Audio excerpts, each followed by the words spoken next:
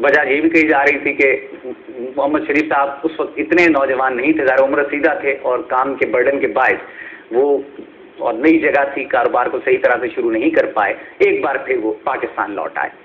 भुट्टो हुकूमत के खात्मे के बाद शरीफ फैमिली पर किस्मत के दरवाजे एक बार फिर खुल गए और अब्बा जी की कोशिशों के बायस उन्हें ना सिर्फ इत्तेफाक फाउंड्री एक बार फिर वापस मिल गई, बल्कि मुस्तकबिल में ऐसे मामलात से बचने के लिए मियाँ मोहम्मद शरीफ ने अपने बच्चों को सियासत में लाने का फैसला किया और इस ज़मीन में जनरल ज़िया-उल हक की खुशनुदी का हसूल शरीफ फैमिली का अव्वलीन मकसद करार पाया। शरीफ फैमिली कोशे रंग लाइन और हलीम तबा मोहम्मद नवाज शरीफ हाकिम वक्त की आंख का तारा बन गए, जिनके बारे में ज़िया-उल हक के वो मशहूर और मारूफ अल्फाज आज भी अखबारात में मौजूद हैं और कि नवाज शरीफ मेरा मुंह बोला बेटा है और अल्लाह करे कि इससे मेरी उम्र भी लग जाए। लिहाजा जनरल साहब के मुंह बोले बेटे के लिए वजारत एक मामूली बात थी और अब्बा जी की फरमाइश के ऐन मुताबिक नवाज शरीफ को जनरल ज़िया-उल हक ने पंजाब का वजीर खजाना मुकर्रर कर दिया। इस मुहावरे के मुताबिक जनाब सैयां हो कोतवाल तो डर किस बात का, इत्तेफाक फाउंड्री जो कि पहले बड़े अरसे से फाउंड्री ही रही, यकदम उसने एक बहुत बड़े ग्रुप की सूरत इख्तियार कर ली और खुसूसन 80 की दिहाई में ये तरक्की बहुत ज़्यादा तेज़ रही और अब इसके एहसास से एक अंदाजे के मुताबिक बिलियंस ऑफ डॉलर्स में है।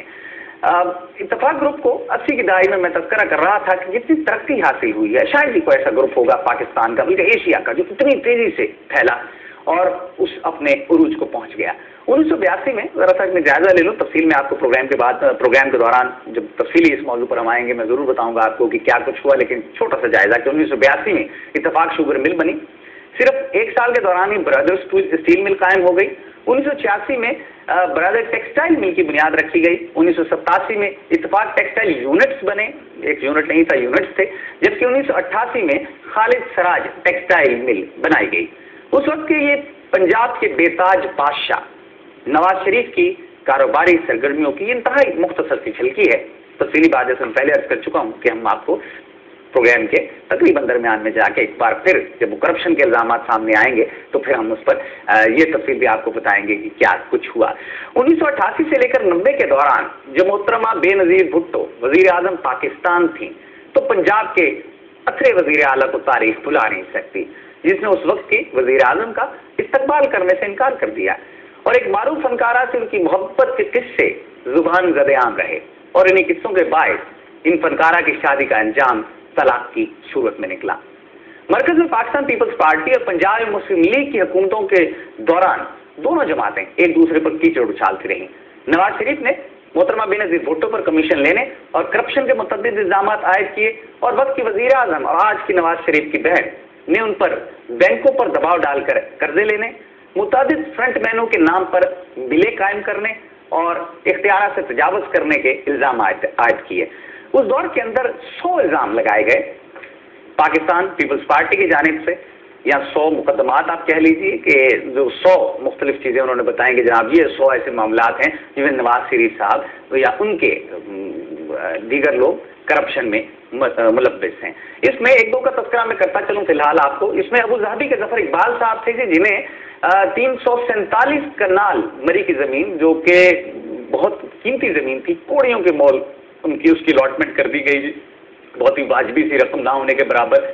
और इसके अलावा फॉरेन एक्सचेंज कवानीन की खिलाफ वर्जी के इल्ज़ाम थे, ये 100 इल्ज़ाम हैं, कुछ मैं पहले बता चुका। अंडर इन्वाइसिंग ओवर इन्वाइसिंग के इल्ज़ाम थे और वज़ीर आला के इख्तियारात से तजावुज़ के इल्ज़ाम शामिल थे।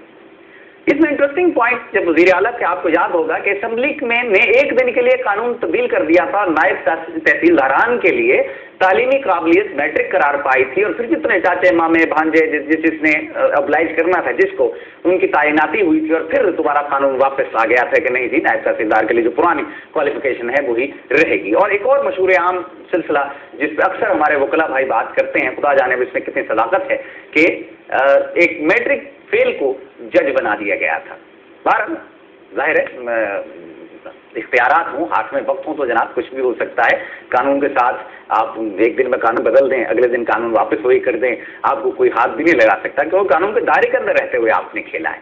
बहरहाल इस सारी सूरत हाल में जब वज़ारत आला का दौर गुजरा और सही खेल का अंदाज़ा हुआ शरीफ फैमिली को, तो उन्होंने अपनी निगाहें शरीफ ख़ानदान ने पंजाब की बजाय मरकज़ की नशिस्त पर गाड़ ली कि अब वजारत उज़्मा हमारा टारगेट है। और दोस्तों के मुताबिक पहली बार किसी सियासतदान ने अपनी इमेज बिल्डिंग के लिए एडवर्टाइजिंग कंपनी को हायर किया कि वो नवाज शरीफ का इमेज आइंदा के वजीर आजम के तौर पर बनाने के लिए शरीफ फैमिली की मदद करे। रुपए की रेल पे और ताकत के दुरुस्त इस्तेमाल के बायस पंजाब का वजीर आला पाकिस्तान का हाकिम बन गया। 1 नवंबर 1990 को नवाज शरीफ पहली बार वजीर आजम बने। वजीर आजम पाकिस्तान बनने के बाद उनके दौरे हुकूमत में मजमूई तौर पर मुल्क की मुआशी सूरत हाल बेहतर रही और बहुत से अच्छे फैसले उनके पहले दौरे हुकूमत में किए गए। लेकिन 18 अप्रैल 1993 को उस वक्त के सदर गुलाम इसहाक खान ने 8वीं आईनी तरमीम के जरिए बदउनवानी और इख्तियारात से तजावुज़ के मुतअद्दिद इल्ज़ामात आयद करते हुए नवाज शरीफ हुकूमत को बरतरफ कर दिया। इसके खिलाफ अपील हुई।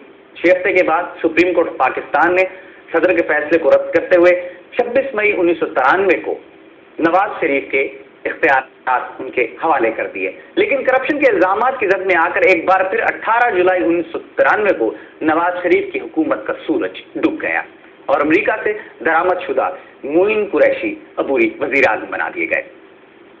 इससे पहले कि हम दूसरे दौर की बात करें, क्योंकि दूसरे दौर के टांडे अब तक मिलते हैं और उसी के बातों का जो ज़ाहिर के मुल्क से जलावतन होना और फिर दोबारा बरतानिया में आना और फिर वही पुराने अंदाज में गुफ्तगू करना और फिर पाकिस्तान जाने की बातें, इस पे हम रोशनी डालेंगे। लेकिन उससे पहले दूसरे दौर में जो करप्शन हुई और जो अब तक की करप्शन की डिटेल्स हैं पहले और दूसरे दौर की, हम जरा उस पर बात करते हैं। जो इल्ज़ामात उन पर लगे, क्योंकि बकौल शख्स पाकिस्तान में जब बात होती है कभी करप्शन की तो कहा जाता है जनाब सबूत कोई नहीं मिला, क्योंकि जाहिर है अगर बड़े लोग जब भी इन्वॉल्व होते हैं किसी चीज़ में तो कच्चा काम शायद कोई भी ना करता हो। लेकिन फिर भी जो इल्ज़ामात लगे हैं अखबारात में और दीगर जगहों पर, हम उनका जायज़ा लेते हैं और जो एहतसाब ब्यूरो में केस दर्ज हैं या दर्ज थे नवाज शरीफ और उनकी फैमिली के हवाले से, उनकी तफसील हम आपकी नज़र किए देते हैं। इस वक्त मतलब वज़ीर आज़म नवाज शरीफ को जनाब करप्शन के इल्ज़ामात का सामना करना पड़ा। एग्जाइल से पहले की बात मैं कर रहा हूँ और इनमें टैक्सों की अदम अदायगी है, फ्रॉड से रूसी साख्ता हेलीकॉप्टर इंपोर्ट करने के इल्ज़ामात हैं, जबकि इससे पेशतर उनको हाईजैकिंग और दहशतगर्दी के मुकदमे में सजा सुनाई जा चुकी थी।